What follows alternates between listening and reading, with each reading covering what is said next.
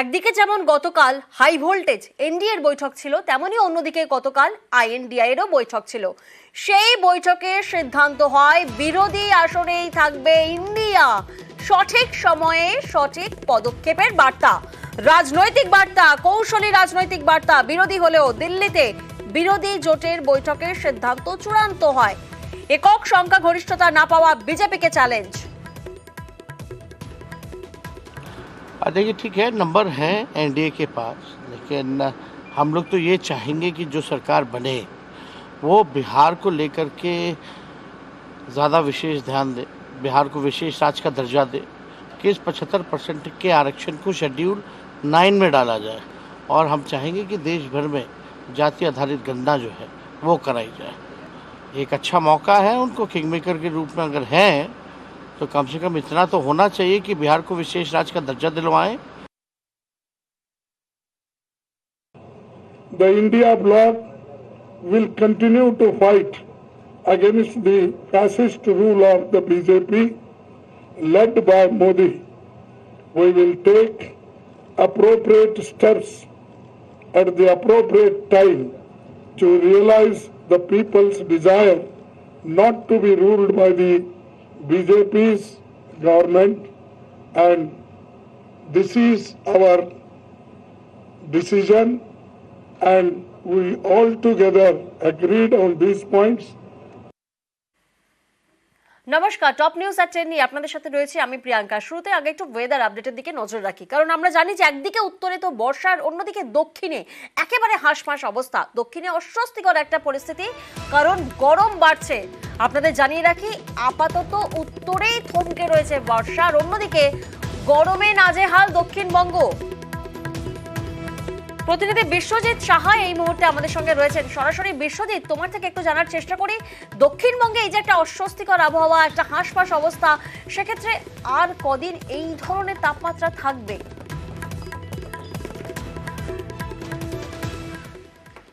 দেখো, একটা অস্বস্তি ছিল, সেই অস্বস্তিটা চরমে উঠছে। কারণ একদিকে যেমন তাপমাত্রা বাড়ছে, আজ থেকে আগামী দুদিনে অন্তত 4 ডিগ্রি সেলসিয়াস তাপমাত্রা বাড়বে, অর্থাৎ যে উইকেন্ডের সামনে রয়েছে তাতে কিন্তু চরম অবস্থা হবে। আর এর একই সঙ্গে আরও একটি অক্ষরেখা তৈরি হয়েছে, যেটি উত্তরপ্রদেশ থেকে বাংলাদেশ পর্যন্ত।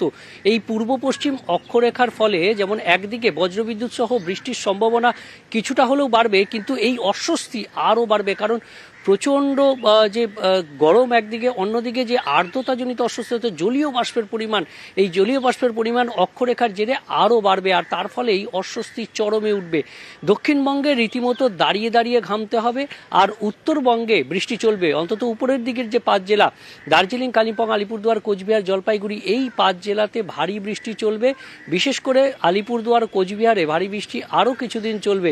অন্যদিকে নিচের দিকের জেলাগুলি মালদা ও 2 দিনাজপুরেও গরম অস্বস্তি থাকবে। তার সঙ্গেই আজ বজ্রবিদ্যুৎ সহ বৃষ্টির সম্ভাবনা থাকবে। আগামী কাল থেকে এই উপরের দিকের, অর্থাৎ মালদা, 2 দিনাজপুর, এই জেলাগুলিতে যেমন একটু বৃষ্টির সম্ভাবনা কমবে, তেমনি দক্ষিণবঙ্গেও বৃষ্টির সম্ভাবনা সামগ্রিকভাবে কমবে। যদিও অক্ষরেখা তৈরি হয়েছে এবং আবহাওয়া বিজ্ঞানীরা বলছেন এই অক্ষরেখার ফলে বিহার, ঝাড়খণ্ড এবং গাঙ্গেয় পশ্চিমবঙ্গের উপর দিয়ে যাওয়ার ফলে এই অঞ্চলে বজ্রবিদ্যুৎ সহ যে বৃষ্টি, সেই বৃষ্টির সম্ভাবনা একটু বাড়বে।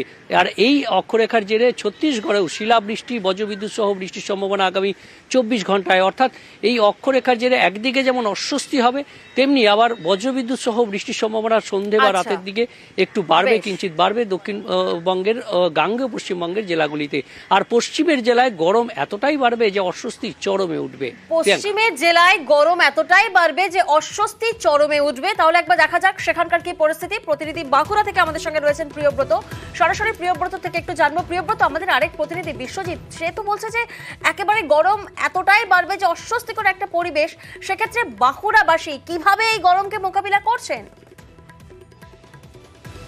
দেখো একেবারে প্রিয়াঙ্কা যেমনটা বলছিল বিষয়ের যে গরম অস্বস্তিকর, সেই অস্বস্তিকর গরমই কিন্তু রয়েছে। কেননা বাঁকুড়া জেলার যে তাপমাত্রা সেটা কিন্তু 45-এ উঠে গিয়েছিল, তার থেকে কিন্তু অনেকটাই কমে এখন প্রায় 39-এর কাছাকাছি তাপমাত্রা। সেই তাপমাত্রা কিন্তু অতটা না বাড়লেও ভ্যাবসা একটা আবহাওয়া রয়েছে এবং চ্যাটছেটে ভ্যাবসায় গরমে কিন্তু প্রচণ্ড ঘর্মাক্ত পরিবেশ। সকাল থেকেই রোদ উঠছে, প্রচণ্ড পরিমাণে চড়া রোদ উঠছে। এর পাশাপাশি কিন্তু ভ্যাবসা গরমে কিন্তু নাজেহাল হতে হচ্ছে জেলাবাসীকে।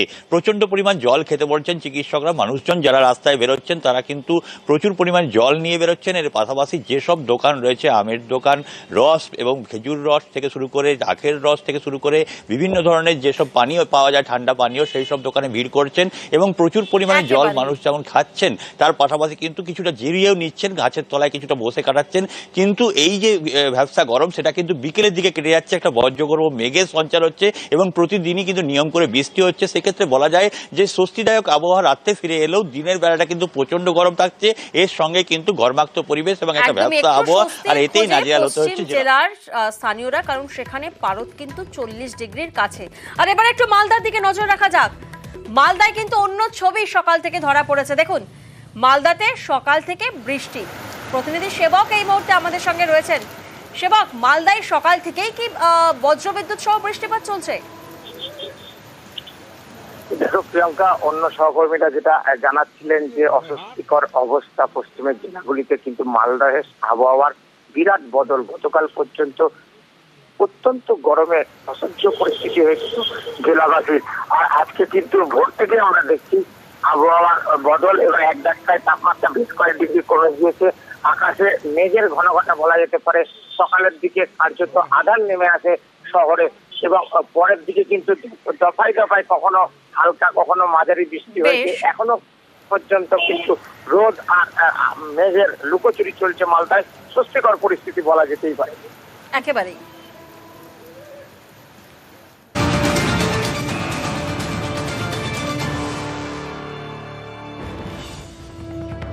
আর যে খবরে নজর রাখবো, ঋতুপর্ণা সেনগুপ্তকে ফের তলব ইডির। আরো একবার আপনাদেরকে জানিয়ে রাখি, আজ ফের ঋতুপর্ণা সেনগুপ্তকে নোটিশ পাঠালো ইডি। ঋতুপর্ণা সেনগুপ্তকে ফের তলব ইডির। আগামী সপ্তাহে ফের ঋতুপর্ণা সেনগুপ্তকে তলব করা হলো। আজই নোটিশ পাঠালো ইডি। প্রতিনিধি অনুপ এই মুহূর্তে আমাদের সঙ্গে রয়েছেন। অনুপ, সেক্ষেত্রে ঋতুপর্ণা সেনগুপ্ত তরফ থেকে কি কোনো জবাব বা কোনো মেল পাঠানো হয়েছে ইডির কাছে? গতকাল ঋতুপর্ণা সেনগুপ্তের পক্ষ থেকে কিন্তু মেল পাঠানো হয়েছিল। তিনি বিদেশে আছেন এবং সময় চেয়েছিলেন, এমনটাই এই মর্মে কিন্তু চিঠি মেল করে উল্লেখ করা হয়েছিল। কিন্তু ঋতুপর্ণা সেনগুপ্তকে আবারও নোটিশ পাঠানো হলো ইডির পক্ষ থেকে এবং সেখানে তলব করা হলো। বলা হলো যে একেবারে যে ক্ষেত্রে দেখো লক্ষ্য করা হলো রেশন বন্টন দুর্নীতি মামলায় তার যেমন নাম জড়িয়েছিল এবং বাকিবুর রহমান যে অ্যাকাউন্ট সম্পর্কিত তথ্য অনুযায়ী কিন্তু বেশ কিছু তথ্য পায়, সেই প্রসঙ্গে তাকে তলব করা হয়েছিল জিজ্ঞাসাবাদ করার ফলে। কিন্তু তিনি গরহাজির থাকলেও মেল করে ইডিকে জানিয়েছিলেন। তার পরবর্তী ক্ষেত্রে ইডির পক্ষ থেকে আবারও তাকে তলব করা হলো এবং বলা হলো আগামী সপ্তাহে একেবারে সশরীরে ইডি দপ্তরে তিনি হাজিরা দেন। বেশ।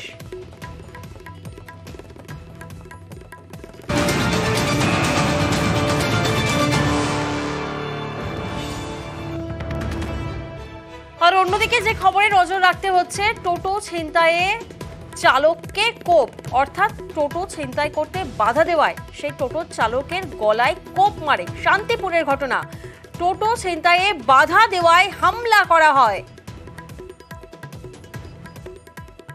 প্রতিনিধি রঞ্জিত এই মুহূর্তে আমাদের সঙ্গে রয়েছেন। রঞ্জিত, সেই টোটো চালক যাকে রানাঘাট হাসপাতালে ভর্তি করা হয়েছে, তিনি কেমন আছেন এবং কি ঘটনা? দেখো, এই মুহূর্তে টোটো চালকের অবস্থা স্থিতিশীল, তাকে চিকিৎসার মধ্যে রাখা হয়েছে। দেখো, গতকাল যে রাতে ঘটনাটি সন্ধ্যের পরে ঘটনাটি ঘটে, যে কিন্তু ভাড়া করে নির্জন জায়গায় নিয়ে যায়, একেবারে বাতকুল্লা থেকে শান্তিপুর চাঁদা এলাকায় নিয়ে যায়। সেখানে গিয়ে তাকে এলোপাতাড়ি অর্থাৎ টোটোটি ছিনতাই করার উদ্দেশ্যে ঘটনা ঘটানো হয়েছে বলে পুলিশ সূত্রে খবর। ইতিমধ্যেই টোটো চালকের চিকিৎসা চলছে এবং পুলিশও কিন্তু এই অভিযোগের ভিত্তিতে তল্লাশি শুরু করেছে এবং এই ঘটনার পেছনে কারা বা কে বা কারা যুক্ত সবটাই খতিয়ে দেখছে। কারণ এর আগেও একাধিক ঘটনা ঘটেছে, তারপর অঞ্চলে এই ঘটনা ঘটেছিল। ফলে পুলিশ গুরুত্ব যে খতিয়ে দেখছে এই ঘটনার পিছনে কারা বা কে জড়িত রয়েছে। বেশ। চৌঠা জুনের পর আমরা জানি গতকালই ছিল হাই ভোল্টেজ 2 বৈঠক। একদিকে এনডিএ এর বৈঠক ছিল এবং অন্যদিকে ছিল আইএনটিআই এর বৈঠক। সেই বৈঠকে, এনডিএ এর বৈঠকে সব দলের সিদ্ধান্ত হয় মোদি নেতা, মোদি প্রধানমন্ত্রী। শনিবার তৃতীয়বারের জন্য শপথ নেবেন নরেন্দ্র মোদী। নির্দিষ্ট শর্তে সমর্থন করবে জেডিইউ টিডিপি। আরো একবার আপনাদের জানিয়ে রাখি, এনডিএর বৈঠকে সিদ্ধান্ত হয় সব দলের, যেখানে নির্দিষ্ট শর্তে সমর্থন জানাবে জেডিইউ টিডিপি। অর্থ, রেল, নগরোন্নয়ন সহ প্রায় 10টি মন্ত্রক দাবি করা হয়েছে। শুক্রবার ফের এনডিএর বৈঠক।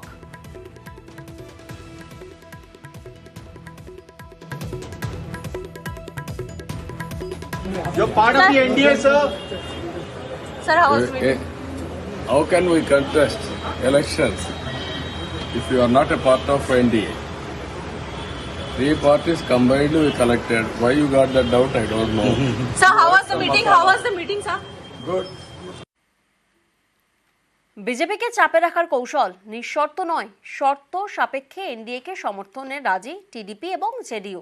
তাদের দাবি, রেল, অর্থ, আইটি, আইনের মতন 8 থেকে 10টি মন্ত্রক। M for Modi, N for Naidu, N for Nitish. এই দুই এন জোটে থাকলে তবেই কেন্দ্রে এনডিএ সরকার। জানা গেছে টিডিপি এবং জেডিইউ দুদলই শর্ত দিয়েছে। জেডিইউ এবং টিডিপি মিলে 8 থেকে 10টি মন্ত্রকের দাবি করেছে। রেল, অর্থ, নগরোন্নয়ন, সড়ক পরিবহন, তথ্য প্রযুক্তি, আইনের মতো মন্ত্রক। 14 এবং 19-এর মতো এবার একাই ম্যাজিক ফিগার ছুঁতে পারেনি বিজেপি। তাই এবার কেন্দ্রে বিজেপির সরকার নয়, হবে এনডিএর সরকার। এনডিএর সরকার করতে জেডিইউ এবং টিডিপির সমর্থন মাস্ট, কারণ এই দুই দলের হাতে আছে সংখ্যা। নীতিশ কুমারের জেডিইউ এর আসন সংখ্যা 12 আর চন্দ্রবাবু নাইডুর দল টিডিপির ঝুলিতে 16। এনডিএর এবার আসন সংখ্যা 292, অর্থাৎ এই দুই দল সরে গেলে সেটা কমে হবে 264, যা ম্যাজিক ফিগার 272-এর কম। অর্থাৎ এনডিএর ভরসা এখন চন্দ্রবাবু নাইডু এবং নীতিশ কুমার। দুজনেই দীর্ঘদিন এনডিএ শিবিরে ছিলেন। 19-এর লোকসভা ভোটে চন্দ্রবাবু নাইডু ছিলেন বিরোধী শিবিরে। এবার অবশ্য এনডিএর শরিক হিসেবে লড়াই করেছে তার দল টিডিপি। অন্যদিকে নীতিশ কুমার একাধিকবার এনডিএ ছেড়েছেন। বিজেপি বিরোধী ইন্ডিয়া জোটের সলতে পাকানোর সময়ও তিনি ছিলেন সামনের সারিতে। পরে ইন্ডিয়া ছেড়ে এনডিএতে যোগ দেন নীতিশ। বুধবার দিল্লিতে এনডিএর বৈঠক হয়। সেই বৈঠকে উপস্থিত ছিলেন নীতিশ কুমার এবং চন্দ্রবাবু নাইডু। দুজনেই এনডিএ সরকারে যোগ দিতে একাধিক মন্ত্রকের দাবি করেছেন। সরকার গড়তে এই দুজনই বিজেপির বড় ভরসা। নিউজ 18 বাংলা। বিজেপিকে সমর্থনে মন্ত্রক, শর্ত জেডিইউ টিডিপির। হাতি কাদায় পড়লে ব্যাঙও লাথি মারে। 24-এর ফলের পর এনডিএ নীতিশ নাইডুর দাবি নিয়ে মন্তব্য করেছেন দিলীপ ঘোষ। রাজনীতি এটাই, হাতি কাদায় পড়লে ব্যাঙও লাথি মারে। তো হাতি তো কাদায় পড়েছে, তো সেটা সবাই বার্গেনিং করছে। কিন্তু এটাও মনে রাখতে হবে, নরেন্দ্র মোদী, অমিত শাহ আছেন, আর এরা আমাদের পুরনো পার্টনার, এদেরকে আমরা চিনি। তারা একটু বেশি দাম রাখছেন, যতটা বেশি পাওয়া যায়। কিন্তু সরকার চালিয়ে লোককে সুশাসন দিতে হবে, কারণ লোক ম্যান্ডেট দিয়েছে বিজেপির পক্ষে এবং এনডিএর পক্ষে। সেটা যেন ভুলে না যান। আঞ্চলিক দল সবসময় নিজের কথাই ভাবে, তারা ইতিহাসই বলছে ওদের অনেক আমাদের পার্টনার ছিল, অনেক পুরনো। আমরা কাউকে ছাড়িনি, অনেকে নিজের স্বার্থে ছেড়ে গেছে, আবার নিজের স্বার্থে চলে এসেছে। একদিকে যেমন গতকাল হাই ভোল্টেজ এনডিএর বৈঠক ছিল, তেমনি অন্যদিকে গতকাল আইএনডিআইয়েরও বৈঠক ছিল। সেই বৈঠকে সিদ্ধান্ত হয় বিরোধী আসনেই থাকবে ইন্ডিয়া। সঠিক সময়ে সঠিক পদক্ষেপের বার্তা, রাজনৈতিক বার্তা, কৌশলী রাজনৈতিক বার্তা। বিরোধী হলেও দিল্লিতে বিরোধী জোটের বৈঠকের সিদ্ধান্ত চূড়ান্ত হয়। একক সংখ্যা গরিষ্ঠতা না পাওয়া বিজেপিকে চ্যালেঞ্জ। देखिए ठीक है, नंबर हैं एनडीए के पास, लेकिन हम लोग तो ये चाहेंगे कि जो सरकार बने वो बिहार को लेकर के ज़्यादा विशेष ध्यान दे, बिहार को विशेष राज्य का दर्जा दे, कि इस 75% के आरक्षण को शेड्यूल 9 में डाला जाए। और हम चाहेंगे कि देश भर में जाति आधारित गणना जो है वो कराई जाए। एक अच्छा मौका है उनको, किंग मेकर के रूप में अगर हैं तो कम से कम इतना तो होना चाहिए कि बिहार को विशेष राज्य का दर्जा दिलवाएं। The India bloc will continue to fight against the fascist rule of the BJP led by Modi. We will take appropriate steps at the appropriate time to realize the people's desire not to be ruled by the BJP's government, and this is our decision, and we all together agreed on these points. আর গতকাল ইন্ডিয়ার বৈঠক ছিল, বিরোধী বৈঠক ছিল। সেই বৈঠকে অভিষেক অখিলেশের প্রশংসা। দিল্লিতে বিরোধী বৈঠকে যোগ অভিষেক অখিলেশের, যেখানে নিজেদের রাজ্যে বিজেপিকে রুখে দিয়ে ইন্ডিয়ার সংখ্যা বৃদ্ধি, তাই প্রশংসায় ভরিয়ে দিলেন সোনিয়া, রাহুল, খার্গে সহ অন্যরা।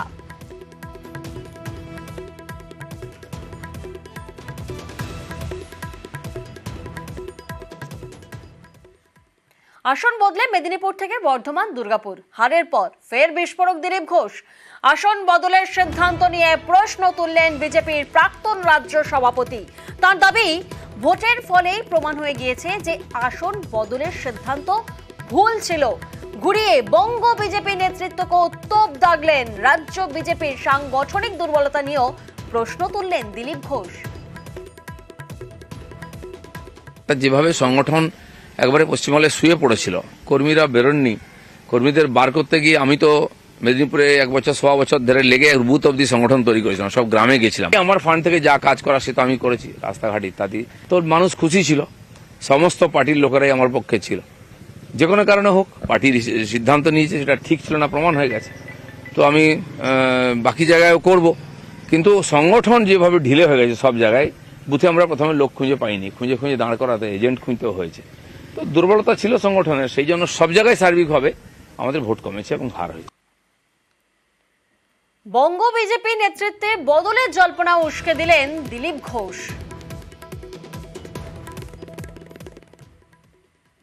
সব জায়গায় যাব, মেদিনীপুর থেকে ওরা ফোন করছিল, কারণ সে আরো হেরে গেছে, মনটা খারাপ। তার ধারণা ছিল দিলীপ দা থাকলে আমরা জিতে যেতাম। তো আমি সেখানে যাব, সবার সঙ্গে দেখা করব। বর্ধমানে আমি লড়াই করেছি, আমার কর্মীরা সঙ্গে ছিলেন, সেখানেও সমস্যা হয়েছে। বর্ধমানে যাব আমি, শুধু তারিখ বর্ধমান আমার মেদিনীপুর নয়। আমি রাজ্য সভাপতি হিসাবে পুরো প্রদেশে ঘুরতাম, সব জায়গায় সমস্যার সমাধানে ছিলাম, লড়াইয়ের জবাব দিতাম। সে আমার ভূমিকা থাকবে, পার্টি আমাকে দায়িত্ব দিক বা না দিক, আমি যতদিন রাজনীতিতে থাকবো কর্মীদের সঙ্গেই থাকবো। আসন বদলে মেদিনীপুর থেকে বর্ধমান দুর্গাপুর, হারের পর ফের বিস্ফোরক দিলীপ ঘোষ। আসন বদলের সিদ্ধান্ত নিয়ে প্রশ্ন তুললেন বিজেপির প্রাক্তন রাজ্য সভাপতি। তার দাবি, ভোটের ফলেই প্রমাণ হয়ে গিয়েছে যে আসন বদলের সিদ্ধান্ত ভুল ছিল। ঘুরিয়ে বঙ্গ বিজেপি নেতৃত্বকে তোপ দাগলেন। রাজ্য বিজেপির সাংগঠনিক দুর্বলতা নিয়েও প্রশ্ন তুললেন দিলীপ ঘোষ। যেভাবে সংগঠন একবারে পশ্চিমবঙ্গে শুয়ে পড়েছিল, কর্মীরা বেরোননি, কর্মীদের বার করতে গিয়ে আমি তো মেদিনীপুরে 1 বছর 1.25 বছর ধরে লেগে বুথ অব্দি সংগঠন তৈরি করেছিলাম, সব গ্রামে গেছিলাম। আমার ফান্ড থেকে যা কাজ করা সে তো আমি করেছি, রাস্তাঘাট ইত্যাদি। তো মানুষ খুশি ছিল, সমস্ত পার্টির লোকেরাই আমার পক্ষে ছিল। যে কোনো কারণে হোক, পার্টির সিদ্ধান্ত নিয়েছে সেটা ঠিক ছিল না, প্রমাণ হয়ে গেছে। তো আমি বাকি জায়গায়ও করব, কিন্তু সংগঠন যেভাবে ঢিলে হয়ে গেছে সব জায়গায়, বুথে আমরা প্রথমে লোক খুঁজে পাইনি, খুঁজে দাঁড় করাতে এজেন্ট খুঁজতেও হয়েছে। তো দুর্বলতা ছিল সংগঠনের, সেই জন্য সব জায়গায় সার্বিকভাবে আমাদের ভোট কমেছে এবং হার হয়েছে। বঙ্গ বিজেপি নেতৃত্বে বদলের জল্পনা উস্কে দিলেন দিলীপ ঘোষ। সব জায়গায় যাব, মেদিনীপুর থেকে ওরা ফোন করছিল, কারণ সে আরো হেরে গেছে, মনটা খারাপ। তার ধারণা ছিল দিলীপ দা থাকলে আমরা জিতে যেতাম। তো আমি সেখানে যাব, সবার সঙ্গে দেখা করব। বর্ধমানে আমি লড়াই করেছি, আমার কর্মীরা সঙ্গে ছিলেন, সেখানেও সমস্যা হয়েছে। বর্ধমানে যাব আমি, শুধু তারিখ বর্ধমান আমার মেদিনীপুর নয়। আমি রাজ্য সভাপতি হিসাবে পুরো প্রদেশে ঘুরতাম, সব জায়গায় সমস্যার সমাধানে ছিলাম, লড়াইয়ের জবাব দিতাম। সে আমার ভূমিকা থাকবে, পার্টি আমাকে দায়িত্ব দিক বা না দিক, আমি যতদিন রাজনীতিতে থাকবো কর্মীদের সঙ্গেই থাকবো। 21-এর পুনরাবৃত্তি 24-এও বাংলায় আবারও তৃণমূলের বিরুদ্ধে ধরাশায়ী বিজেপি। কেন এমন হলো? 7 দিনের মধ্যে জেলা থেকে রিপোর্ট চাইল বিজেপির রাজ্য নেতৃত্ব।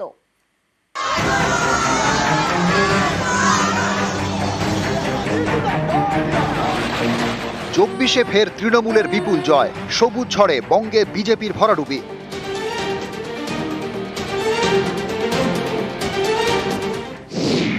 দু 2019-এর লোকসভা ভোটে 18টি আসন পায় বিজেপি, এবার সেটা কমে 12। কেন 18 আসন ধরে রাখা গেল না? হেভিওয়েটরা কেন হারলেন? এইসব প্রশ্নেরই এখন উত্তর খুঁজছে বঙ্গ বিজেপি। বঙ্গে বিজেপির বিপর্যয়ে ক্ষুব্ধ দলের কেন্দ্রীয় নেতৃত্ব। তাদের প্রশ্নের মুখে পড়তে হচ্ছে রাজ্য বিজেপি নেতাদের। এই পরিস্থিতিতে সাংগঠনিক জেলাগুলির থেকে রিপোর্ট তলব করল বিজেপির রাজ্য নেতৃত্ব। জেলা নেতৃত্বকে 7 দিনের মধ্যে রিপোর্ট দিয়ে জানাতে হবে হারের কারণ। আগামী 7 তারিখ আমরা দিল্লিতে সকালে মিলে বসবো। সেখানে আমাদের নবনির্বাচিত সাংসদদেরকে রাজ্যসভা এবং লোকসভা থেকে ডাকা হয়েছে। সেখানে আমাদের এখান থেকে বিরোধী দলের নেতা শুভেন্দু অধিকারীরা যাওয়ার কথা আছে। দেখতে হবে আগামী দিনে পর্যালোচনা করে যে কোথায় কি ভুল হয়েছিল, কি ভুল করেছি আমরা, এই সমস্ত বিষয়ে দেখে তবে ঠিক করবো। সে তো ময়নাতদন্ত হবে, দল ময়নাতদন্ত করবে। দল জানে ময়নাতদন্তের খুব বেশি প্রয়োজন আছে বলে আমার মনে হয় না। দল জানে কেন কি হয়েছে, খুঁজলেই পাওয়া যাবে। 24 লোকসভা ভোটে টার্গেট বেঁধে দিয়েছিলেন অমিত শাহ। 24 में 35 सीट दीजिए, मैं बताता हूं 25 की जरूरत नहीं पड़ेगी। 25 के पहले ही ममता दीदी की सरकार कड़ड़भूस हो जाएगी। কিন্তু শেষ পর্যন্ত দেখা গেল 35 আসন তো দূরে থাক, 19-এর আসনগুলি ধরে রাখা গেল না। উত্তরবঙ্গেও আসন ছিনিয়ে নিল তৃণমূল, আর দক্ষিণবঙ্গে তো সবুজ ঝড়, যাতে ধরাশায়ী বিজেপি।